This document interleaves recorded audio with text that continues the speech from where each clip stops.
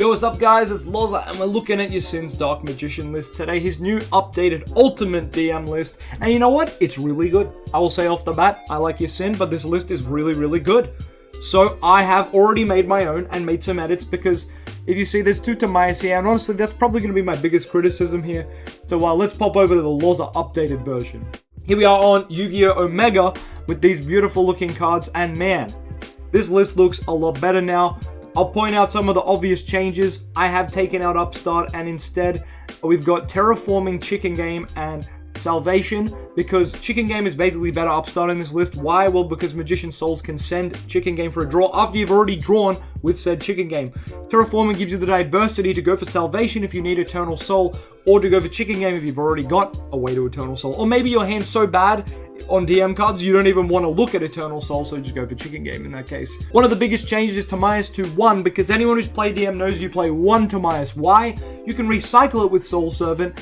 And not to mention, this card's bricky as hell, and it's just really bad. Honestly, Eye of Tamayas is almost better than this card. The only thing that this card's good for is being searchable. But yes, it's a monster effect diffuse, it's not a quick effect. There's a lot of problems with this card. It's a card we all wish was cracked, but it's unfortunately nowhere near the level of Cartesia or anything else similar to a polymerization monster effect. So it's just quite not good, and if you do want another one, recycle it with your Soul Servant in your grave, and you're good to go. Another card, Similar Secrets, you're only ever going to need one, because once again, you can recycle it with that Soul Servant. I'd argue Secrets is better, because you can use it in the battle phase to inflict more damage by fusing in the battle phase. Another change you might notice is Soul Servant from 3 down to 2. In a list without Dark Magician Girl, Mahad, or Mana, those second bricks that give you a second draw off this card, I've actually found you don't really need 3. Only in grindy games will you need 3, and honestly, it's Yu-Gi-Oh! You die on turn 1 or 2 a lot of the time. So I've found that just putting this card down to 2 is normally quite good, and lets your hand be filled with some other resources. It's normally your go-to search of Magician's Rod, so I found playing it at 2 was fine. There are definitely games where you want to open it. For example, opening Soul Servant and Chicken Game is sensational, because you can activate Chicken Game, activate Soul Servant, stack Magician Souls, Chicken Game, draw Magician Souls, summon Magician Souls, and Chicken Game for draws and anything else. You get what I'm saying? It can be quite good. Banish Soul Servant, draw again as well. So, it's not to say Soul Servant's bad, it's the best DM card we have, but let's look at Soul Servant's floor and ceiling. If you have 1 DM brick in the grave, it's a draw 1. It's okay. It goes even with itself when you play it. Alright, great. It's basically a search. If you have no bricks in the grave, Soul Servant goes down here. It's a stacking card that does nothing else. Unless you got Circle, it's pretty bad. Soul Servant, when you have 2, 3, or 4 bricks in the grave, goes all the way up here. Oh, suddenly it's a draw 2, 3, 4. Obviously, we never resolve the draw 3 or 4. But at best, this card draws you 2 cards in other DM decks where you have, access to the second brick. So, I just don't think it's worth playing at 3 if you haven't committed to the brick lifestyle, if you get what I mean. But feel free to pump this card back to 3. Aside from that, you'll notice I haven't really made any changes to anything else. The extra deck I did clean up a little bit, so what I did was take out the Monster Negate rank 8, the Galaxy one, and instead it gives us room for Artemis. And the reason you're going to want Artemis is because Rod links into Artemis, which means when you flip up your Eternal Soul or Dogmatic Punishment on the opponent's turn, you can tribute your Artemis and grab your Rod back and play next turn. It is sensational for recycling.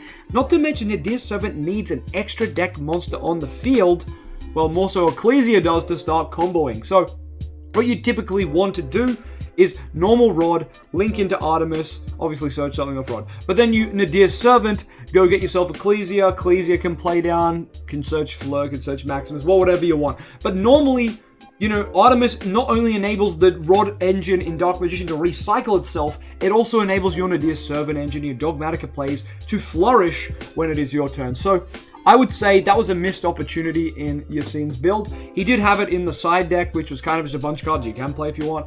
I would say it's almost compulsory to play Artemis in vanilla DM, like pure DM, and I would even say any deck that touches Nadir and Dark Magician, like, you need this card, I want to say. There's just so many avenues of play that this opens up just by being a link card. And yeah, I don't know, I've said how many times the recycle effect is good, but it is really good, trust me. So aside from that, there's not too many other changes. this is what I would say is the upgraded version of the Yacine build. Once again, no disrespect to Yacine, I think this is just a better take on the deck. And you'll notice there's 3 slots left. Now, Yacine did mention in the video, you can't really afford to play floodgates or hand traps in DM. And you know what? To a degree, I absolutely agree. Because you have to focus so much on your engine and there's so many bricks. Yeah, to some degree, he's right.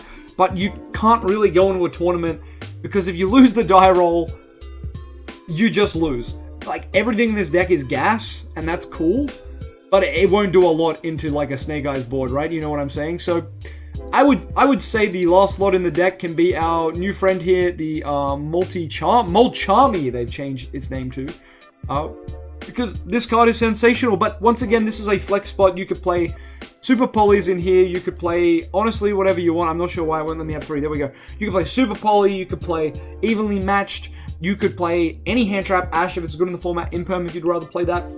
All fantastic cards to play as your last slot. I agree, DM does struggle with playing a bunch of hand traps and a bunch of floodgates, because then you're kind of ruining consistency. And it's not a one-card engine kind of deck. But you kind of have to have something. You can't just, you know, go second and just be like, well, I hope my Nadir Servant helps me going second, because it really will not do too much. But yes, in saying that, there is a lot of gas spells in here now, thanks to Shining Sark getting you into any of your beautiful Shining Sark monsters, Nadir Servant getting you into a lot of avenues of play. And look, I do want to say that the King Sark engine is quite good. Pump out those rank 8s. Give you a lot of damage with beefy main deck boss monsters, which is pretty on theme for Dark Magician. I'm a little bit upset King Sark was not more tied to the Pharaoh or Dark Magician. It kind of seems like the archetype that would be. But you know what? It isn't, and that's okay. But anyway, I really love the deck, and this is my updated version. Let me know what you think in the comments. Do you think it's an actual update, or do you think Yacine had the better build? Let us know down below. Now, that part of the video is done, and I'm finished critiquing his profile. Let's go back to the start. He shows off some combos. Do I think he showed important combos? Yes. Do I think he showed all the combos he should show? Probably not, but let's have a look at the first one, because this combo I did not think of, and I think it's quite good. Plays into Nibiru, but hey, that's fine. Let's have a look. So you need to open up Gold Sark and either DM or Gandora. Let's have a look. Gandora G, or the monster that I'm about to search. Look at what it can do. It's pretty nice. So I'm going to be searching this new monster, Dark Magician, the Ebon Sorcerer. If I have Shining Sarcophagus, I can summon it from the hand, and then I can obviously special summon the Gandora from using its own effect, and I can use its ability to destroy every other monster. I did not think of popping Dark Magician with Gandora to summon another Dark Magician. I've only ever summoned Silent Magician because it's a spell negate, which is interesting. And normally we then also make Secrets of Dark Magic go on a Dragoon. Let's see what Yacine does. Remember, we make a spell negate with Dragoon. Let's see what he makes. On the field, well, every other card on the field, and then banish them. Since the Ebon Sorcerer was destroyed, well, I mean, also Gandora G also summons a level 7 or lower monster that mentions Shining Sarcophagus from the deck, and then increase its level by the number of cards destroyed by the effect. And since Dark Magician, the Ebon Sorcerer, was destroyed by card effect, and there is a level 5 or higher monster on the field, you can summon it back, and then you can set a spell or trap card that mentions Dark Magician directly from your deck, and we will be getting Secrets of Dark Magic. And now we got 2 level 8 monsters, so even though this might look a little whack to do in Dark Magician, we can go for rank 8 like Draglubion, and then detach to summon Hope Harbinger.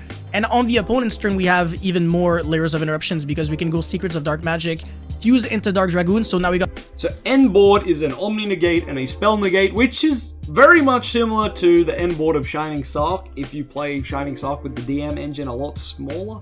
I do think this is still cool because Hope Harbinger is a much stronger card. It's a 3k Dragon XYZ, like that's a lot beefier than Silent Magician, which is about 1500 attack. But I think this is cool, nonetheless, that's why I wanted to show it off. He goes over some other combos, but I don't really think they're too interesting, or like, you know, the deck, it's just like, hey, Nadir Servant's a good card in this deck. Yep, Nadir is sensational in this deck. It's sensational with the Toy Box engine. So I think if you're playing Toy Box or Shining Sark going forward, I think you got to play Nadir. Like, it's just a staple to play Nadir. So I could just summarize that second combo by saying that.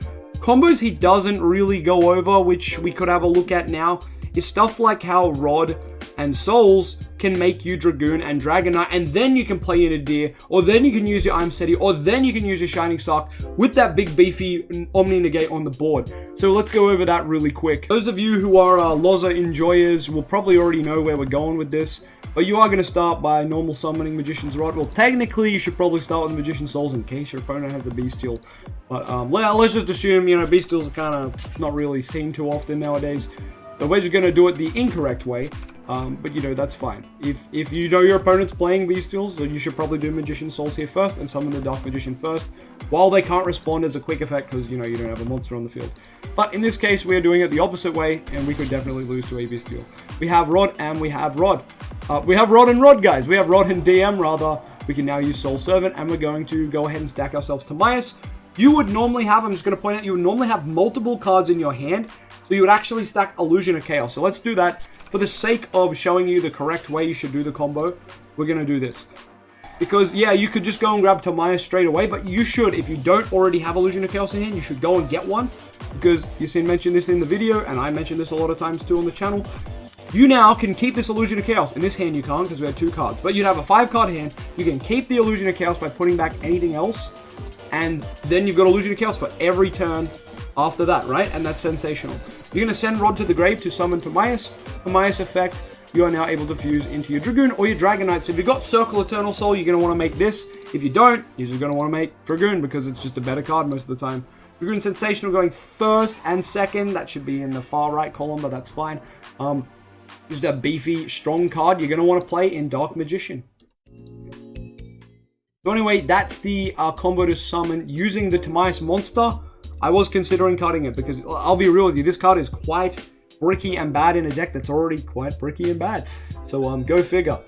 Secrets is of course another way to get there, and I don't think there's another drag. Oh, I lie. There's Gendora G, which is your other way of getting to Dragoon or Dragon Knight, which honestly is kind of funny.